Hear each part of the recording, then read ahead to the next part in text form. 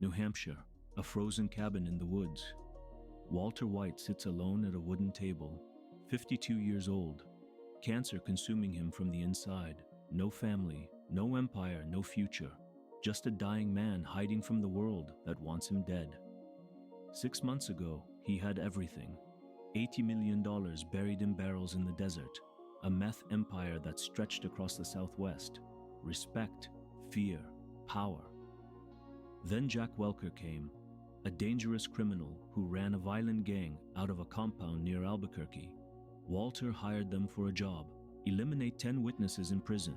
Clean, professional, necessary. But Jack saw an opportunity. He saw Walter's money. He saw Walter's weakness. He saw a chemistry teacher playing at being a kingpin, and he took everything. The day in the desert replayed in Walter's mind constantly. Hank dying in the sand. Jack's men taking 7 barrels, $70 million, and leaving Walter with just one. Seems like a fair deal, Jack had said, grinning. Not a negotiation, a mockery, a message. You're finished, old man. We own you now. Worse than the money was Jesse Pinkman, Walter's former partner, the kid he'd taught, manipulated, and destroyed. Jack's gang took him too, kept him alive, put him to work cooking meth in a concrete pit, chained like an animal. The blue product that made Walter's reputation now funded Jack's operation. They were getting rich off Walter's formula while he rotted in a cabin, waiting for cancer to finish what Jack started. The phone in the cabin had been disconnected for weeks. No contact with the outside world. No hope of rescue. Just Walter White, alone with his thoughts, his regrets, and the terrible realization that he'd been beaten by thugs he considered beneath him. The phone call came on a Tuesday afternoon. Walter had been hiding in the cabin for 3 weeks when his contact finally managed to get through. The voice on the other end was calm, almost cheerful. It was Jack Welker. Mr. White, heard you've been having a rough time up there in the woods. Thought I'd check in, see how you're doing. The false concern in Jack's voice made Walter's stomach turn. This wasn't a courtesy call, this was a victory lap. Walter's hand trembled as he gripped the phone. What do you want, Jack? Want? Nothing really. Just figured we should clear the air. You know, about our arrangement. I've been thinking about that day in the desert, about your brother-in-law, about the money, about how things went down. Jack paused, letting the silence hang between them. I know you might be feeling some type of way about how it all ended. So here's what I'm gonna do for you. Out of respect. Respect. The word dripped with mockery. Walter closed his eyes, remembering Hank's final moments, the gunshot, the blood. Jack standing over the body like it meant nothing. I'm gonna give you a little something extra, Jack continued. Call it a retirement bonus, $11 million. That's on top of the barrel we already left you, so you're sitting pretty at around $22 million total. Not bad for a high school teacher, right? Most people would kill for that kind of money. The irony wasn't lost on Walter. He had killed for that money, many times.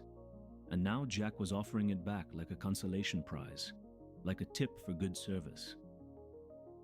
That's generous of you, Walter said quietly, keeping his voice steady despite the rage building inside him. Yeah, well, we're not unreasonable people. You did good work for us, Mr. White. That prison job? Clean, professional, exactly what we needed. And your formula? Your blue product? That's making us a fortune, so we figure you deserve a taste. 11 million seems fair. Fair. Nothing about this was fair. Jack had stolen $70 million, taken Jesse prisoner, killed Hank, and now he was acting like a benefactor, like Walter should be grateful. Here's the thing though. Jack's tone shifted, became harder. This is it. This is the deal. You take the money, you disappear, and we never hear from you again. You don't come looking for us. You don't try anything stupid.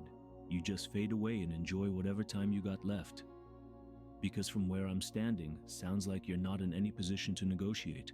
Sounds like you're not happy with the arrangement, but that's life. Sometimes you win, sometimes you lose. And Mr. White, you lost. The words landed like punches.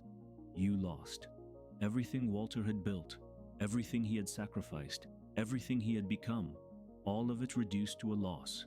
Jack wasn't just taking his money, he was taking his dignity, his legacy, his power. "So what do you say?" Jack asked. "We got a deal. You stay up there in your little cabin, live out your days in peace, and we go our separate ways?" Walter wanted to scream, wanted to threaten, wanted to make Jack understand exactly who he was dealing with. But he couldn't, not yet. Not while he was weak, sick, alone in the woods with no resources and no options. So instead, he swallowed his pride and said the only thing he could say. "We have a deal." Jack laughed. "Smart man. Always knew you were smart. That's why we work so well together. You take care now, Mr. White. Enjoy that money." The line went dead. Walter sat in the silence of the cabin, staring at the phone in his hand. Jack thought he was finished, thought he was beaten, thought a dying man in the woods posed no threat to a compound full of armed criminals. Jack Welker had made a critical mistake. He had underestimated the chemistry teacher one final time. The decision came slowly, then all at once. Walter White spent 3 more weeks in that frozen cabin, thinking, planning, calculating every angle the way a chemist calculates molecular bonds. Jack thought the conversation was over, thought the threat was neutralized, thought a dying man posed no danger. Jack was wrong. Walter made a phone call to his contact, a gun dealer named Lawson who operated out of a diner parking lot. The conversation was brief, direct. "I need something with firepower, something that can handle multiple targets simultaneously, something devastating." Lawson didn't ask questions. In his line of work, questions got people killed. M60 machine gun, fully automatic, fires 550 rounds per minute, effective range of 1,100 meters. It's military grade, it's expensive, and it's exactly what you're looking for. "I'll take it," Walter said without hesitation. The weapon arrived 3 days later, along with enough ammunition to level a small building. Walter stared at the M60 lying across his table, the weight of what he was about to do settling over him like a heavy blanket. This wasn't chemistry. This wasn't manipulating formulas or calculating reactions.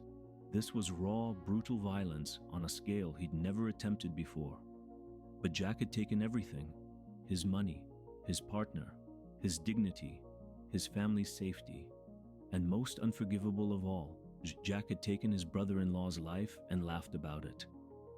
Some debts could only be paid in blood.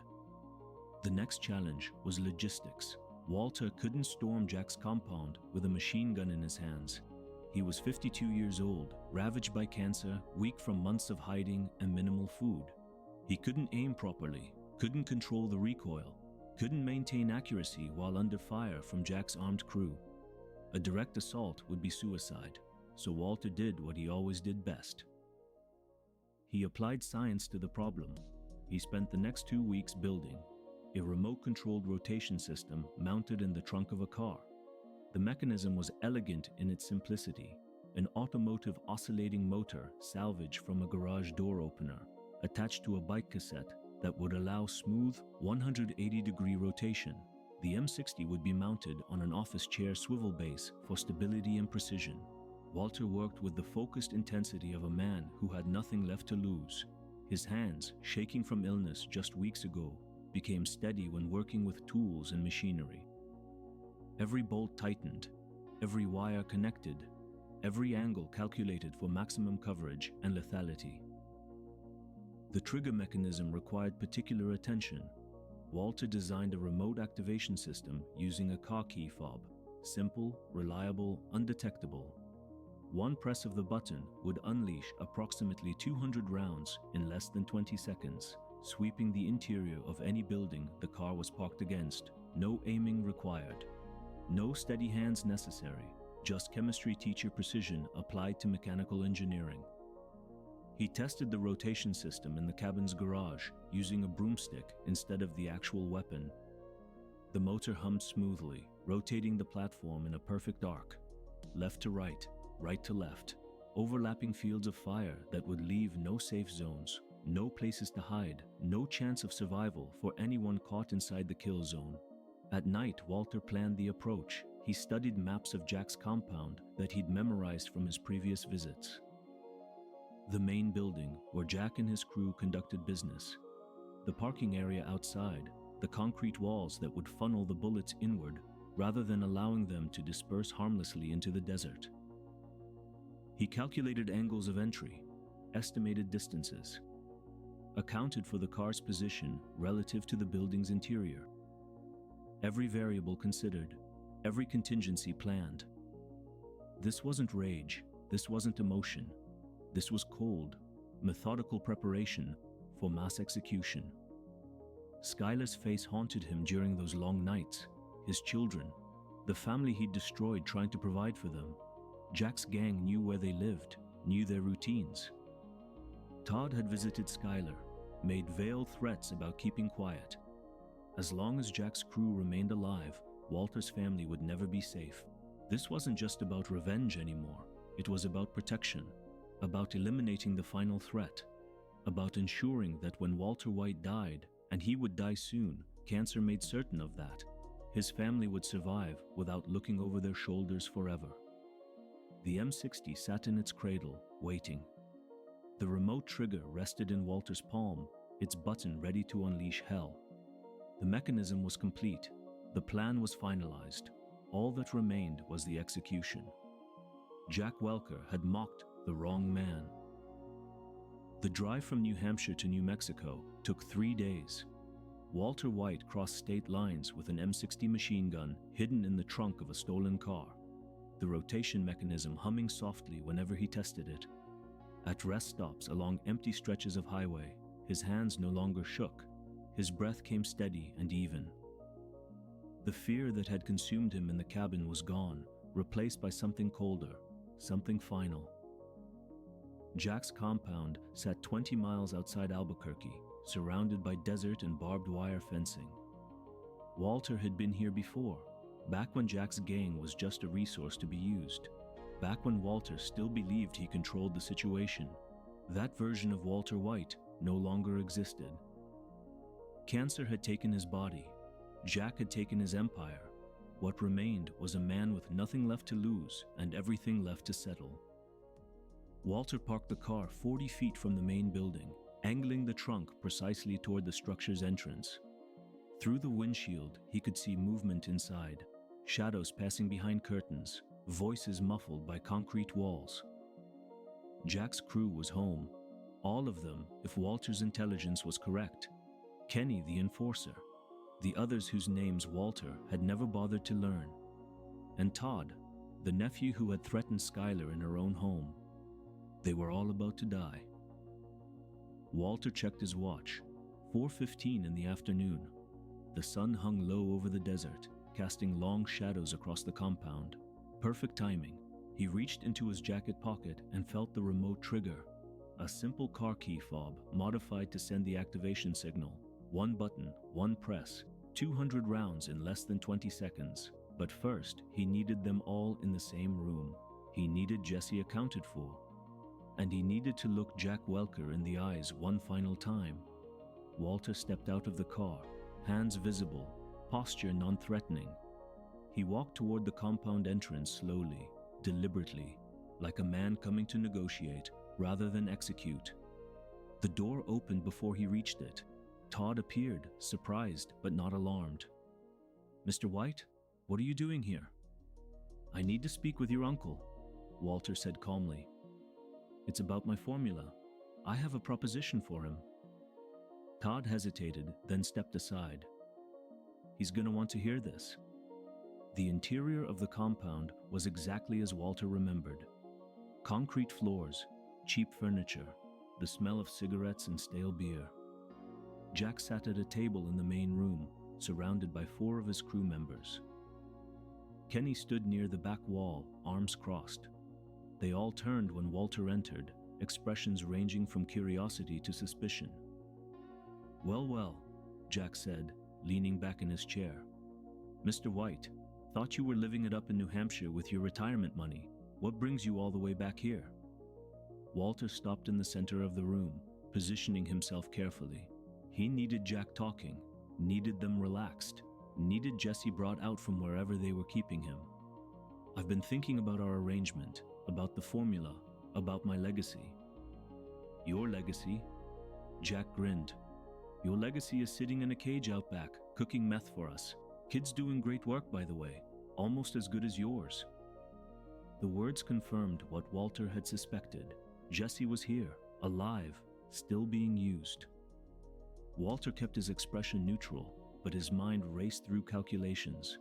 If Jesse was in a separate building, the M60 wouldn't reach him. He needed Jesse brought inside, into the kill zone. That's what I wanted to discuss, Walter said, improvising. Jesse Pinkman, your partner. Jack's grin faded. Partner? That little rat ain't our partner. He's our cook, nothing more. That's not what I heard, Walter pressed, watching Jack's face carefully. Word on the street is you two are working together, splitting profits, building an operation that rivals what I had. Jack's jaw tightened. The insult landed exactly as Walter intended. You think I'd partner with that snitch? With the kid who tried to burn down your house? Who worked with the DEA? Prove it, Walter said simply. Bring him out. Show me I'm wrong. Jack stared at Walter for a long moment, pride and anger warring across his face. Then he nodded to Todd. Get him. Bring the little rat in here. Let's show Mr. White exactly what kind of partner Jesse Pinkman is. Todd disappeared through a back door. Walter's hand drifted toward his jacket pocket, fingers brushing the remote trigger. 60 seconds, maybe less. Everyone would be in position. The M60 would fire, and Jack Welker's gang would cease to exist. The door opened. Todd dragged Jesse inside, gaunt, bruised, chains hanging from his wrists. Their eyes met across the room. In that instant, Walter's plan crystallized completely. He knew exactly what came next. Time slowed to a crawl. Walter White looked at Jesse Pinkman across the room. Gaunt, broken, chains hanging from his wrists like the world's cruelest jewelry. Their eyes met. In that fraction of a second, an entire conversation happened without words. Walter's eyes flicked toward the floor. A subtle movement. A signal. Jesse's expression shifted from confusion to understanding. He knew what was coming. Jack was still talking, still gloating about how Jesse wasn't a partner but a slave. Look at him, Mr. White. Does that look like someone we do business with? He's a cook. A tool, nothing more. Walter's hand closed around the remote trigger in his pocket. His thumb found the button. Everything he had built in that New Hampshire cabin, the mechanism, the calculations, the cold precision, came down to this single moment. One press, one chance, no room for error. Get down, Walter screamed and dove at Jesse. His body crashed into Jesse's malnourished frame, driving both of them to the concrete floor as Walter's thumb mashed the button. For one terrible heartbeat, nothing happened. The silence stretched impossibly long. Had the mechanism failed? Had the remote malfunctioned? Had all his planning been for nothing? Then the M60 roared to life. The sound was deafening, a continuous thunder that shook the walls and rattled Walter's teeth. The trunk-mounted machine gun rotated on its axis exactly as designed, sweeping the interior of the building in overlapping arcs of destruction. Bullets punched through the walls at chest height, tearing through concrete, wood, and flesh with equal indifference. Walter pressed himself flat against the floor, covering Jesse's head with his arms as plaster dust and concrete fragments rained down on them. Above the roar of gunfire, he could hear screaming, raw animal sounds of men dying violently. Kenny went down first, caught in the initial sweep. Two others collapsed near the back wall, their bodies jerking as multiple rounds found them. Jack dove for cover behind an overturned table, but the M60 didn't care about cover. It fired through obstacles, through furniture, through anything in its path. The rotating mechanism swept right, then left, then right again, creating a kill zone that left nowhere to hide. 15 seconds, 20.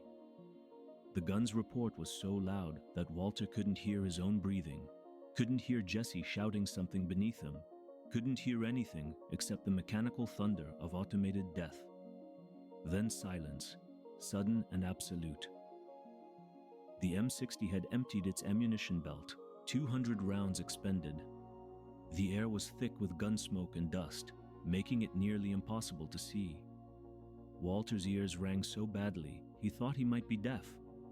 He pushed himself up slowly, carefully. Bodies lay everywhere. Kenny sprawled near the entrance, eyes vacant. 3 others were crumpled in various positions around the room, blood pooling beneath them. But Jack was still moving. The gang leader crawled across the floor toward a fallen pistol, his left leg shattered, but his right arm reaching, grasping. Todd had survived too, pressed against the far corner.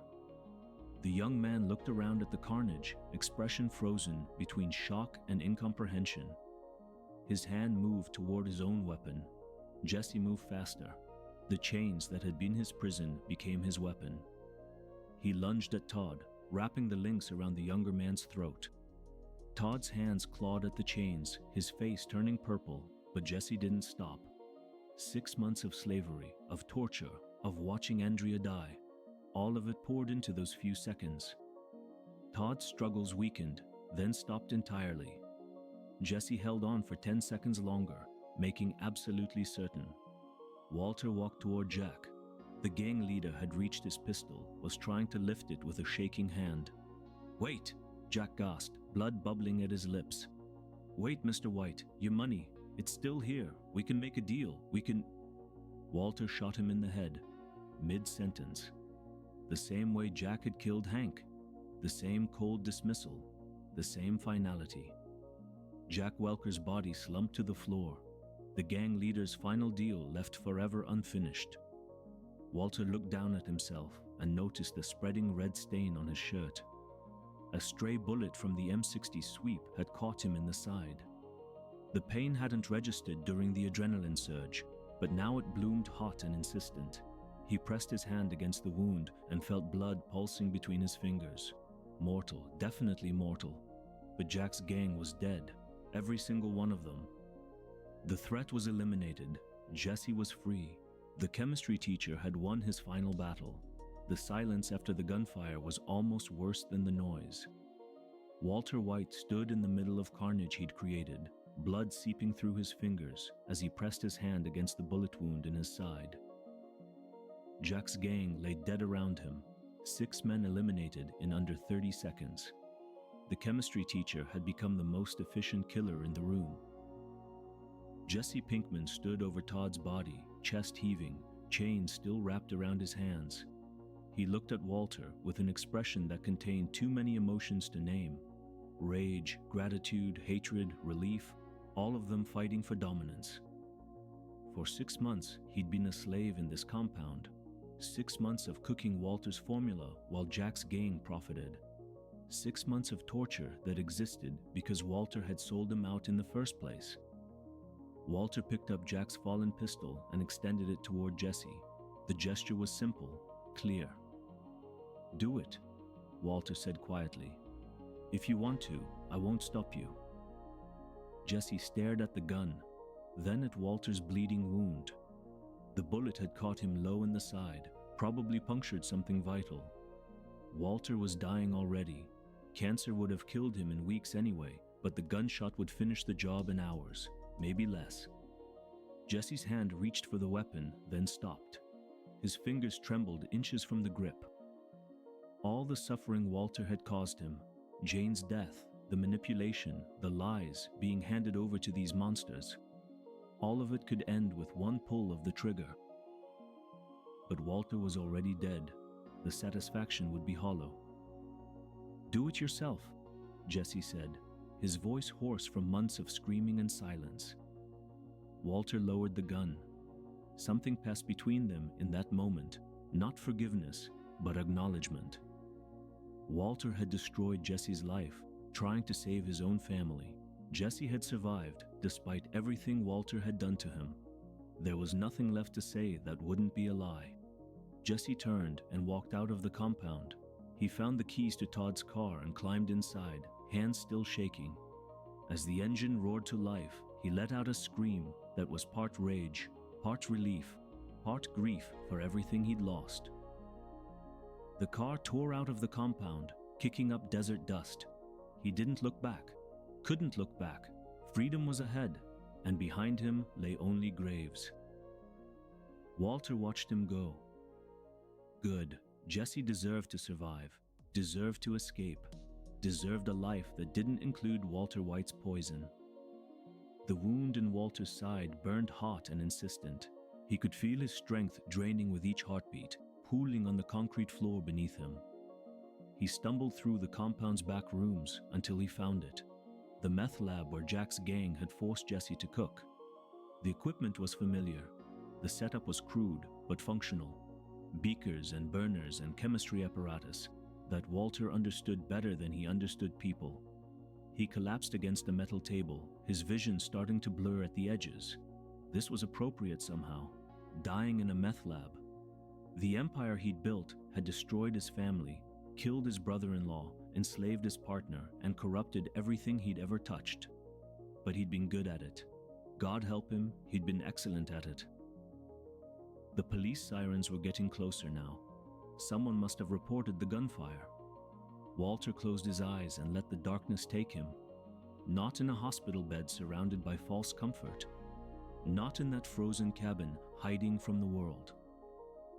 Here in the laboratory, among the chemistry, among the consequences of every choice he'd made. Jack Welker had mocked him as finished, had called him weak, had stolen his money and his dignity, and thought the chemistry teacher would simply fade away. Jack died learning the truth. Desperate men with nothing left to lose are the most dangerous men alive. Walter White had returned with an M60 machine gun and eliminated everyone who'd wronged him. The last act of a man who'd transformed from teacher to kingpin to legend. The final equation solved with brutal efficiency. Heisenberg's legacy was complete. The news broke within hours. Police responded to reports of automatic gunfire at a compound 20 miles outside Albuquerque. What they found resembled a war zone more than a crime scene. 6 bodies, bullet holes covering every wall, shell casings scattered across the concrete floor, and in the back room, among the chemistry equipment and meth cooking apparatus, they found Walter White's body. The DEA agent in charge was Marie Schrader's colleague. He recognized the name immediately. Walter White, the high school chemistry teacher who had become Heisenberg, the man responsible for the purest methamphetamine ever produced in the Southwest. The kingpin who had built and destroyed an empire, dead at 52 years old, exactly 2 years after his cancer diagnosis. The irony wasn't lost on anyone. The media frenzy started before the bodies were even cold. Cable news networks ran the story 24 hours straight. Chemistry teacher turned drug lord dies in final shootout. They showed his old faculty photo from J.P. Wynne High School, smiling, harmless, wearing a cardigan. Then they showed crime scene footage of the compound. The contrast was surreal. How does a man transform from one image to the other? Skylar White saw the news from her apartment. She had taken the children and disappeared months ago, trying to distance herself from the monster her husband had become. When Walter's face appeared on the television screen with the word deceased beneath it, she felt nothing. No relief, no grief, just emptiness. The man she had married died long before the bullet found him. What remained was something she no longer recognized. Walter Jr., Flynn, as he now insisted on being called, refused to watch the coverage. His father was dead to him already, had been dead since the day Hank died. The news simply made it official. When reporters tracked him down for comment, he had only 4 words: "He's not my father." Jesse Pinkman drove through the night, heading north with no destination in mind. Freedom tasted like nothing he'd imagined. The compound was behind him. Todd's body was behind him. Walter White was behind him. Everything was behind him except the road ahead and the possibility of something resembling a life. When the news broke about the massacre, Jesse was 3 states away. He kept driving. The criminal world processed Walter White's death in their own way. The blue meth would become legend. The purity would never be replicated. Distributors across the Southwest scrambled to find new suppliers, but nobody could match what Heisenberg had created. His formula died with him. Some said it was fitting. The teacher took his final lesson to the grave. Jack Welker's gang had mocked Walter White as finished. They had called him weak. They had stolen his money and held his former partner as a slave. They died learning what happens when desperate men with nothing left to lose decide to settle their accounts. The M60 machine gun mounted in a car trunk, the automated rotation system, the remote trigger. Chemistry teacher genius applied to violence with devastating precision. In death, Walter White's legacy became complicated. To some, he was a monster who destroyed everyone he touched. To others, he was a man who provided for his family the only way he knew how. To the DEA, he was the most dangerous criminal they had ever encountered. To his former students, he was Mr. White, the teacher who actually seemed to care. But to Walter White himself, in those final moments bleeding out in the meth lab, the answer was simpler. He had done terrible things, killed innocent people, destroyed his family, corrupted everyone around him. And despite all the justifications he'd told himself over the years, the truth was clear. He did it for himself. He liked it. He was good at it. And it made him feel alive right up until the moment it killed him. The chemistry teacher who became Heisenberg died exactly where he belonged, surrounded by the equipment and formulas that defined him. Walter White's transformation was complete. His empire was gone. His family was destroyed. His enemies were dead. And in the end, that was all he had left.